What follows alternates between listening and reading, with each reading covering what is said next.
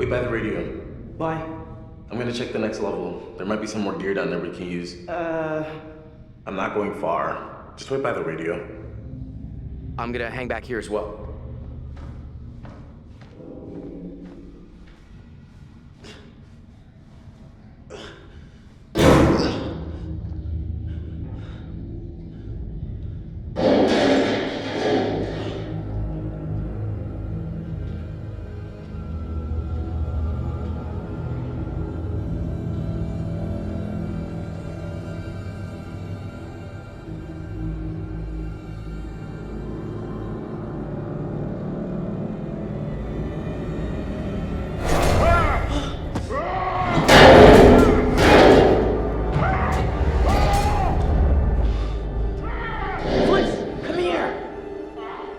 Stay by the radio. We need someone to keep listening.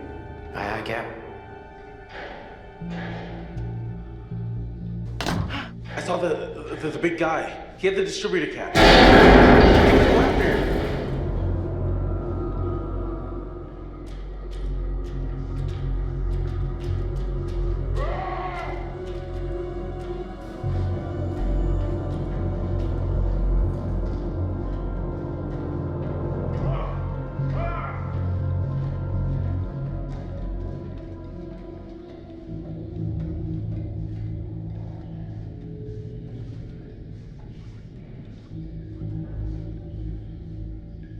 Over here.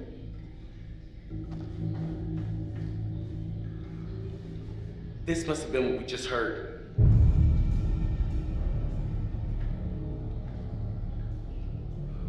Oh no, what's that? Doesn't matter. We need that distributor cap. Here! He had to have come this way.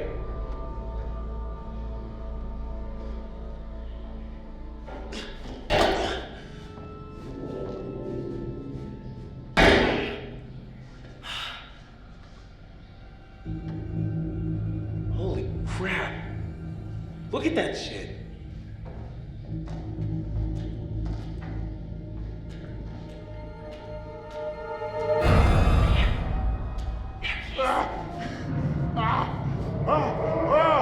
I think we can make it across. Sure.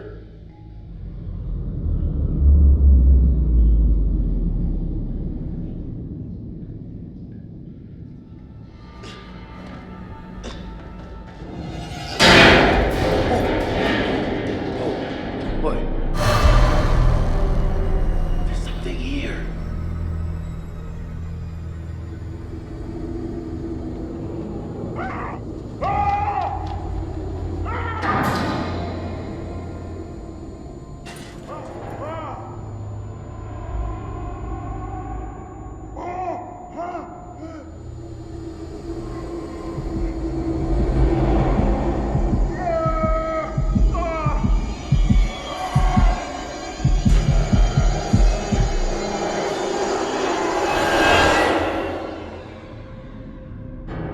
I'm not gonna make this jump, Alex.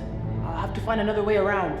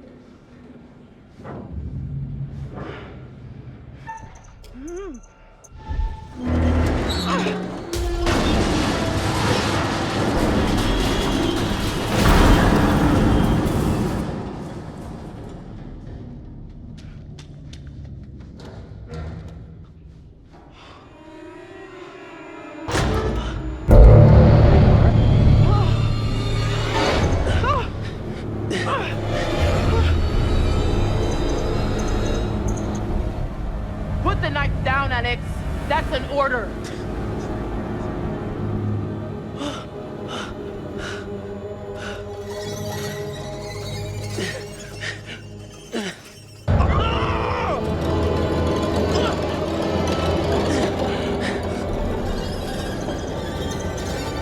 Alex, please just stop it.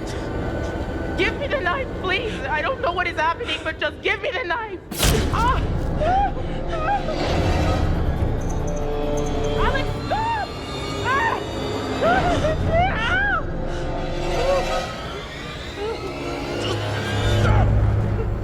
Stop!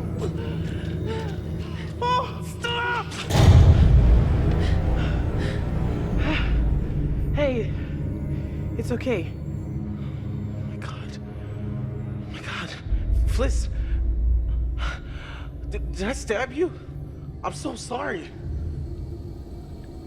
It's okay. Ah. It's not the first time. Gotcha.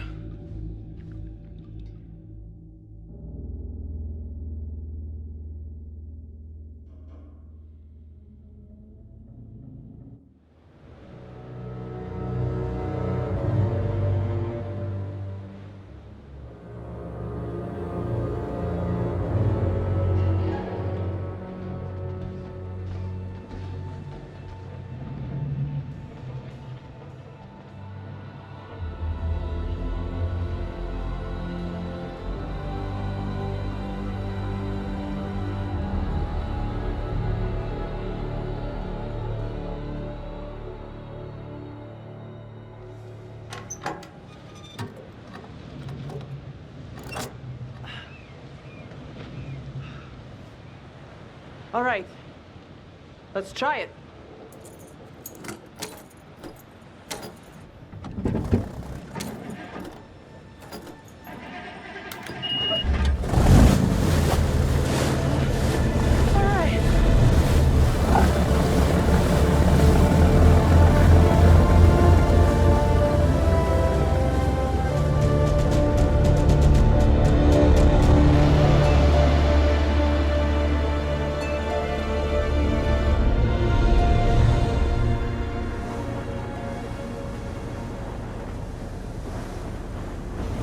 Fucker that took our boat. I thought there was gold. He wanted the gold. That's all this was about. Manchurian gold. Well, that turned out to be quite a bit different than we expected. You know, I just keep going over it, and it doesn't make any sense. And I know what I saw. I just don't believe in whatever it was that I saw. I saw Alex. It wasn't Alex, it was someone else. But they looked just like Alex, and he was sneering at me. Fucking rich kids.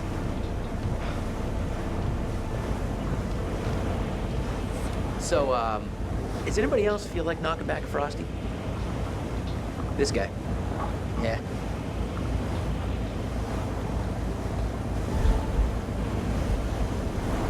So, found this.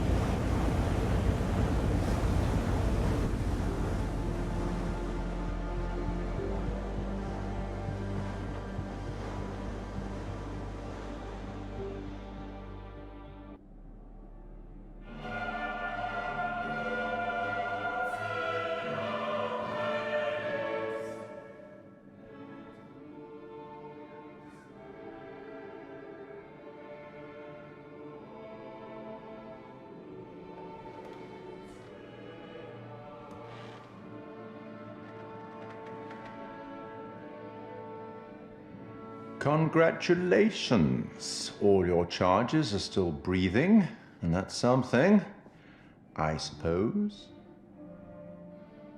Things became a little intense, but Alex kept his nerve. Well done, Alex. Well done, you.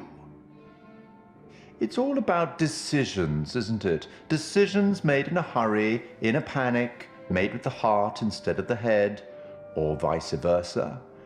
Sometimes those decisions take a long time to have repercussions. But there are repercussions.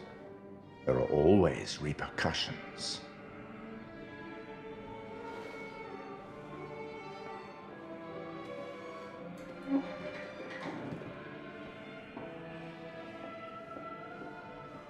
Till we meet again.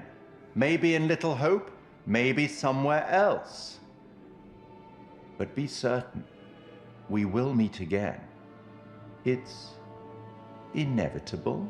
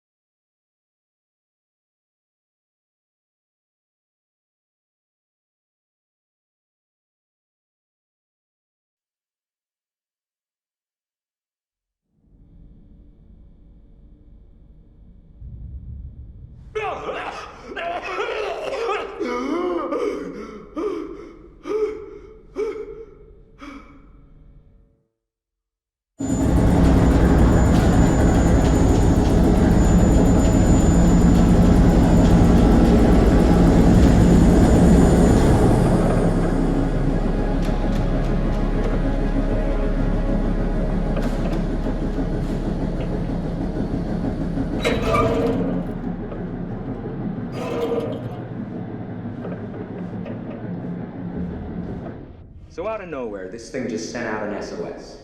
Guess we got a real live ghost ship here.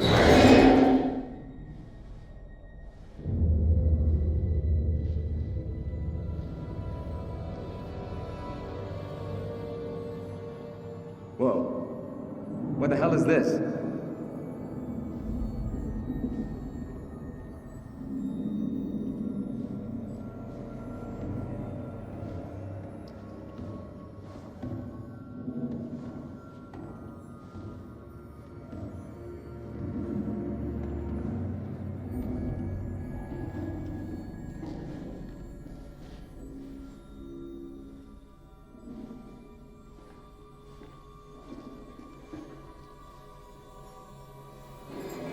What the fuck?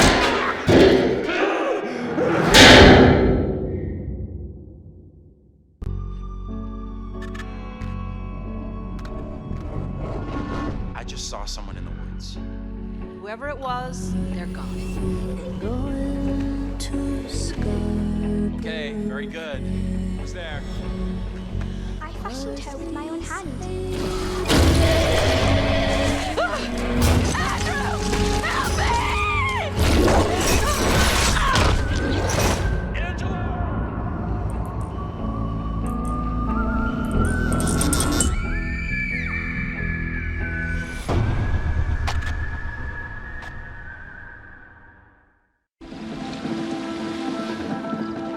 Hey, What's up, man? Conrad.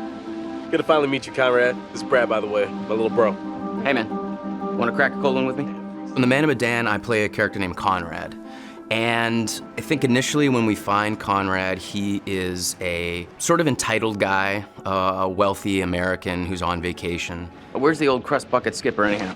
He's an adventurous guy. He lives off the cuff. He does what he wants. I'd invite you to make yourselves at home, but, And I think that's kind of fun to play as an actor. He has no censor, he's no filter. So whatever circumstance he's put into, you know exactly how Conrad feels. And so it was kind of fun performance to start out being brash, kind of a silly guy, and just jump in and have fun with that. So is everybody on board and ready to go?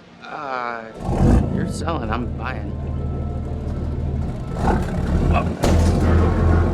I think Conrad and I have some similarities. I think the sense of humor and the sense of fun are similar between Conrad and I, but I will say that he's a little more aggressive and a little more outlandish than I am.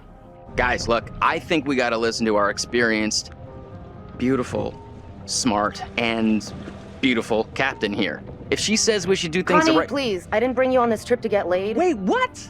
I think Conrad's the kind of guy that I would like to be at a party with. You know, I'd like to have a barbecue and drink some beers with him. I don't know that Conrad and I would be best friends. I think we'd butt heads a little bit. Right on, Bradical. I like the cut of your ship. It's jib. Don't ruin it. I think the scenes that I've had the most fun with so far are basically when Conrad is going absolutely crazy. I don't want to give too much away, but there's a scene where these sort of fishermen interact with our divers, with our core crew here, and he's just a bit of an asshole. Hey, we got damage here, you see this? We can take care of this, man. It's not a problem. I mean, what do you think, like $10 cover it? Oh, whoops, my bad. Let's make it 20. Okay. Hold on, I got this. Well, shoot, you think it's more like 30? I can do 30. All right. You drive a hard bargain, but I'm with you. Here, you know what? Let's just throw in the whole pot. That's yours, you go ahead. Let's go. No! He's just got an attitude. He's brash. These people are messing with his group, and he just kind of lets loose and talks trash to them. And as a guy who would never do that in real life, it's a lot of fun to just kind of let Conrad flow, say whatever he wants. You are an idiot. They left, didn't they? That doesn't make you any less of an idiot. You know, the only thing funnier than seeing you try to buy your way out of that situation is watching you put your money to waste. Got a smile out of you. Worth every penny. I cut. One of the most interesting and one of the key moments that sticks out for me is Conrad's decision in the first act of the game, either to stay with the group or potentially just take off. Storm's 8 miles away. They came here on a boat. Maybe we can take it. Yeah, it's a speedboat. I can get out through the window. We gotta break these off first. Too loud. They'll hear it. But we're gonna break them during the thunder. Good call. Don't leave us here, okay? And I think, again, this is what's interesting. Depending on how the player sculpts the story, Conrad can become a coward, essentially, and desert his friends and his family, or become a hero and stay. These fuckers need to pay. So that, to me, is very, very interesting. Two very human choices, and depending on how our player decides to live with these characters, can totally change the outcome of the game. So I think that I enjoy when Conrad makes the heroic choice and gets to stick around. He obviously gets to see more of the adventure, but it's just as possible that he tries to save his own life and takes off. Whew, wow, that was intense. That's one way to put it. You got a better way to put it? All the characters do have very strong personalities and drives. Leave. I think Conrad is the instigator. Good news, bad news. Bad news? I don't see how this could get any worse. I think he is the one that really starts the confrontation with the fishermen. These are kind of maybe the fishermen I pissed off earlier. Oh, God damn it, Conrad. Great, just great. And the good news? So I think in a lot of ways, Conrad is there to stir the pot and create drama. I recognize them. How was that good news? I thought you were gonna ask the good news first. You're such an idiot, Jesus. Do I prefer playing the good guy or the bad guy? I think that there's fun in both. To be honest, I don't get to play the bad guy as much as I get to play the good guy, so I think I relish those moments where I get to play the darker side of things. But I think every good hero has that balance, has that dark side. I think a good guy who only is doing good things is kind of boring. You just had to piss them off, didn't you? So I think that there's elements of both sides in both characters. And the best villains are the villains that don't think they're doing anything wrong. Their motivation is not like, oh, I'm a mustache-twirling bad guy. It's like, no, they're doing what's right for them. It just happens to be against what most people think is the right thing to do. If I can't shoot them as payback, at least I could give them a nice jab with a sharp knife. Because I'd had some experience working with motion capture and games before, this experience was much easier for me coming right in. I didn't feel like I was jumping into the deep end. What I really like is that all the actors are constantly there all the time. There's the ability to work off each other without the pressure of specific lighting and marks. There's a freedom to that I really, really enjoy. It's been really good. It's been very kind of a free experience as far as like motion capture performance. You got a funny way of saying thank you, Conrad. You're a piece of work, Conrad. I'm not all work, I'm a little play too. Hashtag wink.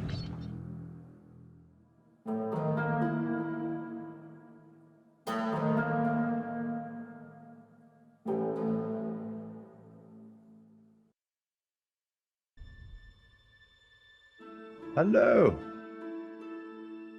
I am the Curator of stories. Stories of love and hate, greed and beauty, life and death. Stories such as this one. The curator of the Dark Pictures Anthology bridges between the player and the story, being very aware of what they've done, but also much more aware than the player about what's actually going on in the story and what the context is and what the scenario is. What do you think happened to this guy? Now, for the first time, for some reason that he himself doesn't even understand, he's been given the opportunity to talk to somebody, and that somebody is the player. As far as he knows, it's always been him that's done this job, and nobody else. And within his library is the story of everybody's life and death. There's even rooms in there that he can't remember ever going in, but he's way too busy to go and explore because there's always another end of life to record and document. Clothes are so important because they provide an insight into the character. They explain where the character's been, they describe where he's going, they suggest motive. We want the audience to perceive him as having everything completely in control. So all of the ideas of his clothes being tailored to his body, it's really important to us. We worked with a costume designer. He did a lot of research into the authenticity of the materials and textures. He provided us with lots of authentic high-resolution reference. He even gave us material swatches. It was really useful for us because looking at the folds, looking at the visual language of cloth, how do they sit on the character? Is it working from a distance? What's the weight of the material? It gave us a really good platform in order to produce high-quality, realistic materials. Giving it that depth. I'm here to record the story you choose to tell. I think that whenever you're dealing with a realistic human acting performance and facial expressions, that part of it is so key to transferring the emotion that you want to over to the player. Just the definition and detail that you need now is quite challenging. But there are repercussions. In terms of cameras, it's quite interesting as well because we've talked a little bit before about how we use skewed angles, upshots, tilts and all that kind of thing to create this feeling of unease and anxiety in the horror moments. And for the curator, it was quite the opposite actually. He's very much in control and he knows everything about the game you're playing and he's very much at home in his own environment. So we took the approach to have a lot more flattering shots, a lot more level shots. You look at him at a natural height. You're never like below or above him and it creates this veneer of control. It's almost like it's very straightforward and he's just delivering you these statements. You see, we each make decisions according to our own moral compass. And of course he's British. As soon as we'd established that and who he was and what his personality was, our minds went pretty much straight to Pip Torrens to deliver the performance. And Pip's done a brilliant job bringing everything that we wanted in the Curator to life on the screen. And pretty much everything that we shot was nailed on first take by Pip. But the truth of this story isn't fixed. Far from it. A story can change a great deal when told from a different perspective. One thing that was really important for us with the art direction was to somehow differentiate him from the rest of the game that you're experiencing. And with that, we could make a really interesting contrast because as the player, you might be experiencing all this horror, all this craziness, and all of a sudden you're taken out to quite a different and quite an unusual place.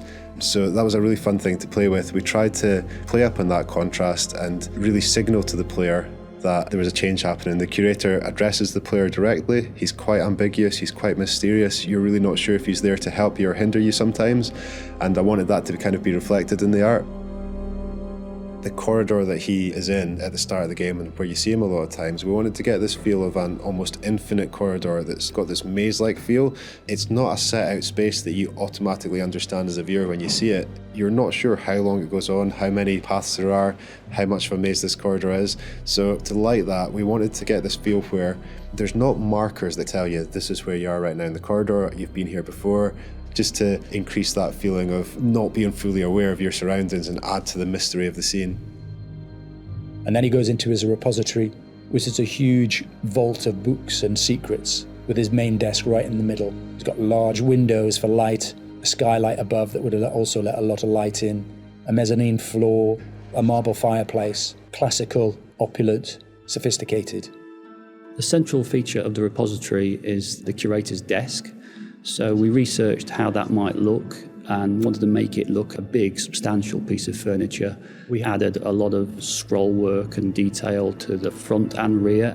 All of the things that you'd expect, the brass fittings for the drawers. There's quite a lot of detail went into that, and we thought we might be seeing that quite close as well again. So in the end, it fits nicely within its environment. It references some of the Victorian era detail that you might see on a piece like that.